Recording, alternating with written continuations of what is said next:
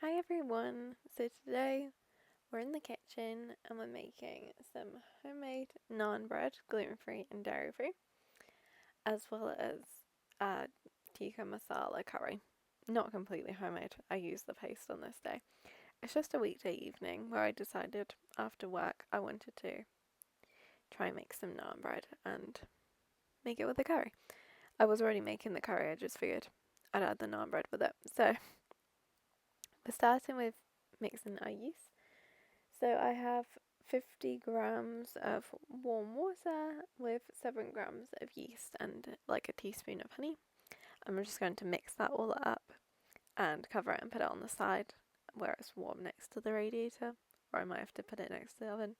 I don't remember whether it was warm enough to put it by the radiator or the oven, or whether it was just a warm day. But I did that either way. So this is my first time making this naan bread recipe. I've made naan bread before with my own recipe, and this is also my own recipe, but I tweaked it with kind of the bread knowledge I have now. I haven't made naan bread in a while, so I wanted to kind of tweak it. Anyway, when we see that yeast, it should have risen well. Just make sure you check your ingredients on your yeast. So here I'm showing you how I track my recipes. So when it's a new recipe in particular, I kind of just tick off everything that I do as I do it, and I try to remember where I'm at, and I pre-write the recipe first with what I'm going to do. Although I was meant to do 2 teaspoons sugar, and instead I did honey because I think I just had it more easily accessible.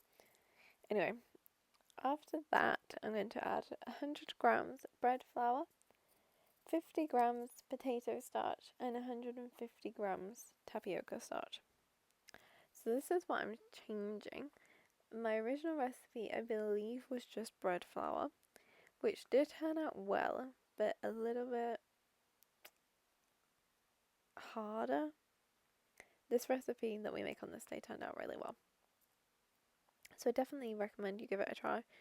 You could also make tweaks to it.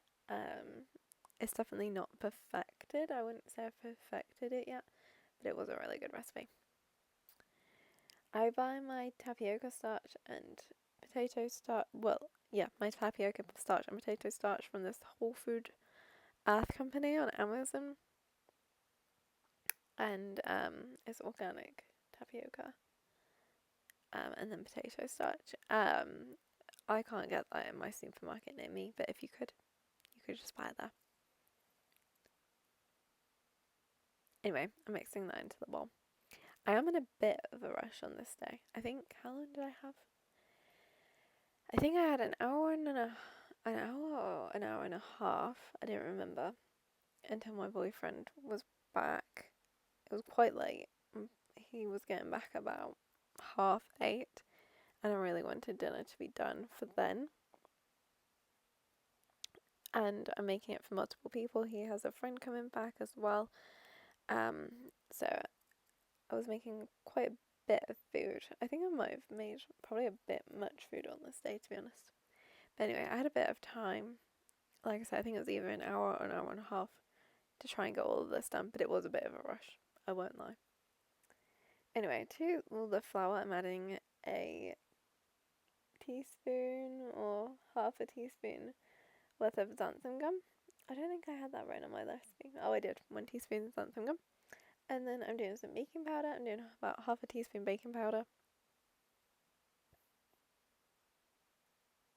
I must have had more than an hour because I must have let this rise for an hour.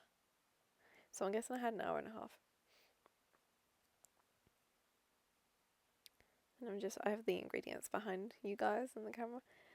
So anyway, I'm mixing those three because you want them to kind of combine, and then I'm taking it off as I'm going, or at least trying to remember to take it off. It avoids the mistake of accidentally leaving out ingredients, which I think we've all done once or twice before and ruined something. Then I'm adding my herbs, so you don't have to add herbs, but I enjoy adding herbs to naan bread. That's what I learned when I made it a couple of times before, that adding herbs makes it 10 times better. So I just add some rosemary and some Italian seasoning. Garlic goes really good with it. I think whatever whatever flavour naan bread you can get in the shop, just kind of, you can take inspiration from that. I mean, I can't get flavoured naan bread that's gluten free, but if you go to the normal naan bread section, there's usually flavours of naan bread, so I'm taking inspiration from that. Taking those off. I think I might have added salt already. You can add some pepper as well, black pepper, that's good. Next we're making our psyllium. Next we're adding yogurt. I'm just using this Outpro Greek style. You can use Greek style, natural, plain, whatever. If you need it to be dairy free, obviously check the ingredients. And for the yogurt, you want 150 grams of the yogurt. I have it written here as mil, but I obviously did grams, so grams. I couldn't be bothered to get a spoon out, and it probably would have been easier if I had, but I didn't, so. Anyway, really you want to make a well in your flour and then add your wet ingredients into there. I don't have my KitchenAid out on this day because you really don't need it for this recipe. Anyway, take that off. Then some melted butter. So I have this Stork block butter, and I'm going to do about 25 grams of that. I'm just cutting off the edge because it was a bit, I think it had been open for a while. And then I'm doing 25 grams, and then I'm just going to pop that into the microwave for a minute and melt it up.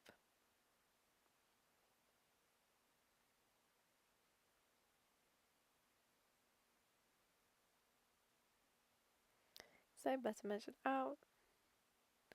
Just cling film that before I put it in the microwave so it doesn't explode all over the microwave. I do end up ruining this cardigan on this day. Wearing white was a brave move when cooking curry, and it didn't end well for me. The edges of my cardigan got a bit wrecked.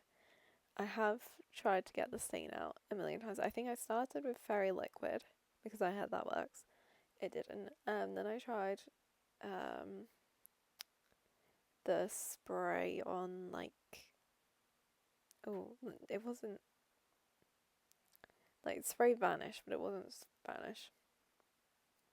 That took a bit out, but not all of it out. So I really need to get it through the wash again and see what I can do with it. And if you have any recommendations, please comment them.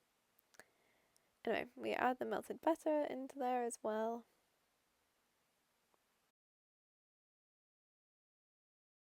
Sorry, not melted butter. We add the psyllium husk into there as well, which is 15 grams of psyllium. And I did it in a 10-to-1 ratio, did I? No, I don't know. I started with 75 ml of water, so I did 15 grams of psyllium husk in 75 ml of water. And then I did it in the butter as well, the melted butter. Oh no, now I'm doing the psyllium husk. So I added the yogurt, the butter, and now the psyllium. I made this dough slightly on the wet side. I think I added a little bit too much liquid. So you might want to cut down a little bit on the water. And I use blonde whole psyllium husk. I get that on Amazon too. I use the blonde so it doesn't dye my bread purple.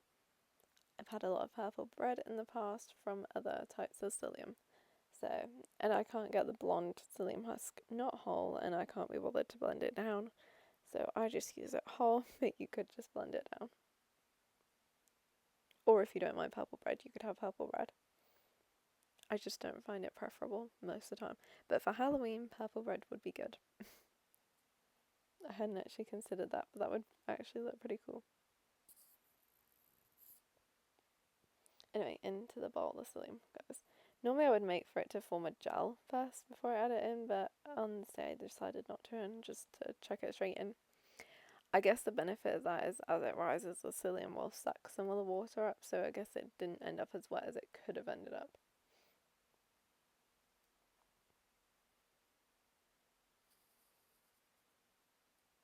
And that is all our ingredients into our bowl now, and we just need to mix it through.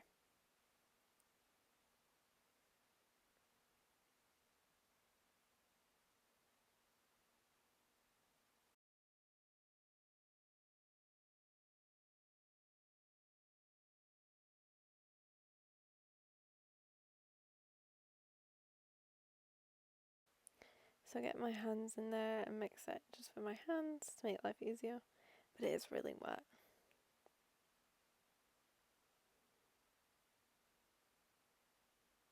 So it's a bit sticky. Anyway, I'll put it so we speed through this bit. Basically a lot of mixing through. Like I say, the psyllium does suck up some of this liquid in the end, so it's not so bad, and once it's mixed through it's not too bad either.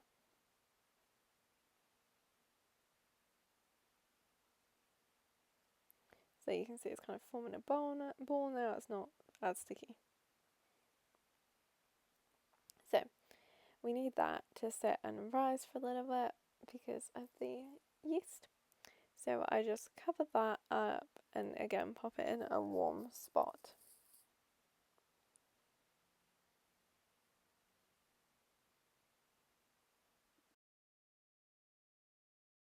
So like I say, I just pop that over somewhere warm next to the radiator or the oven or something, and then I get started on the rest of the food. So next I get the rice going. So wash that, pop that in, and that's just plain basmati that I end up making. And then these are the ingredients to make the curry. Again, I'm just making a super simple curry. It's not a difficult one. It's a super easy meal.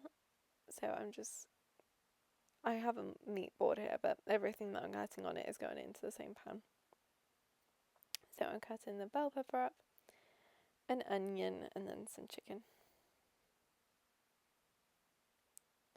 And I kind of dice this bell pepper up quite small, and the onion, and then the chicken I also do quite small because I want it all to cook relatively quickly. So I do all this whilst the bread is rising, but it's a bit tricky to cut because the knife's a bit, well, it's just not made for vegetables, it's made for meat, but I use it now just to save on washing up. And then I have the pan right there that I get it into. It literally looks like I'm gonna cut my fingers off as I'm watching this, but I'm okay, I'm safe, don't worry. And then I chop up this onion.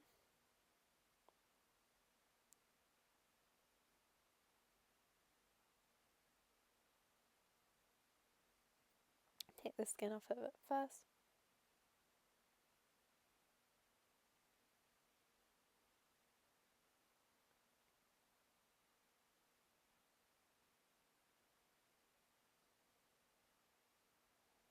And I'm just slicing it. You can definitely add more veggies to this or less. It's really up to you. It's just super simple and easy. Into the pan they go anyway. And then, like I say, I chop up the chicken into relatively small pieces. And these are chicken breasts. And I have a quite big pack here. I have like 4 chicken breasts here.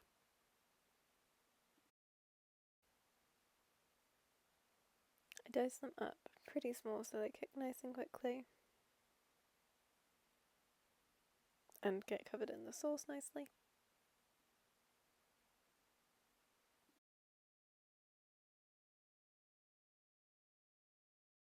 I do chop off any pieces that are super fatty or bloody. I know some people don't, but I do take the time to do that just so it's a little bit more yummy. And then once they're all in the pan, I pop some oil in there and start cooking it. So the other ingredients you'll need for this, like I say, it's super simple, super easy, is just a can of coconut milk, some canned tomatoes, and tikka masala paste. I use about half. So I accidentally steamed the camera, but I have all those cooking. And whilst that's cooking, I go back to my naan bread. You can see it's risen nicely. And I'm just going to take kind of balls. I'm not doing this perfectly, I'm just eyeballing it. You could weigh them out into like 12 balls and do it neatly. I at first don't add any extra oil to the baking paper, and I just do it on the baking paper. I just lay it out. I don't roll it, I'm just literally pressing it out on the baking paper. But what happens is you'll see the naan bread gets a bit stuck to the baking paper. But I do have a solution for this, so instead of doing that and having this problem, you'll be better off adding some oil onto top of your baking paper and then rubbing your hands in it, and then it should work better. So that's what I do for all the rest of them.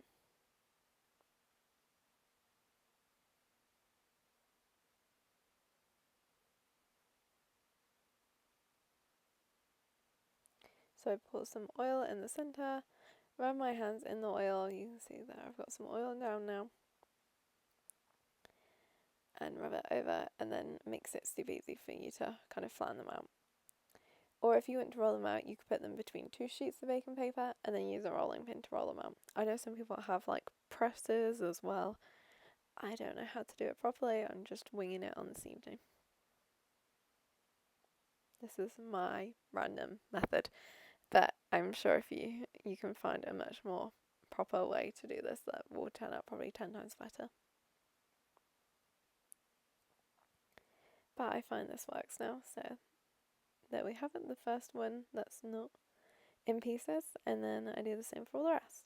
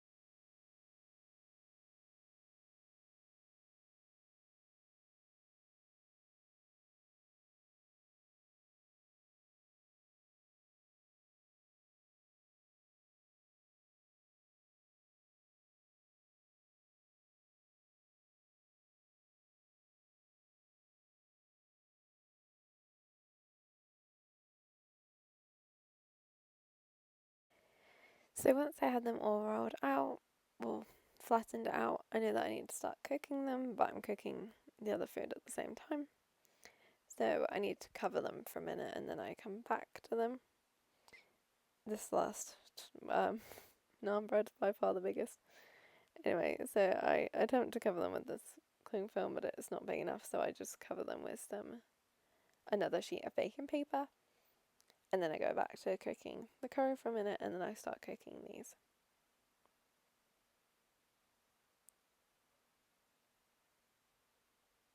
So I just lay that over them, and then they're nice and safe for the minute whilst I carry on cooking. So the curry's looking good at this point. I've added in the ingredients, the whole of can of coconut milk, whole can of tomatoes, and then half that jar of tikka masala paste. Check your ingredients to make sure you can eat it. And here's the naan breads cooking. The first one didn't turn out great, but once I got the pan high enough, they turned out delicious. And here's the results. So it's super delicious, and I hope you give it a try. And if you do, let me know how it goes. Thanks for watching. Bye.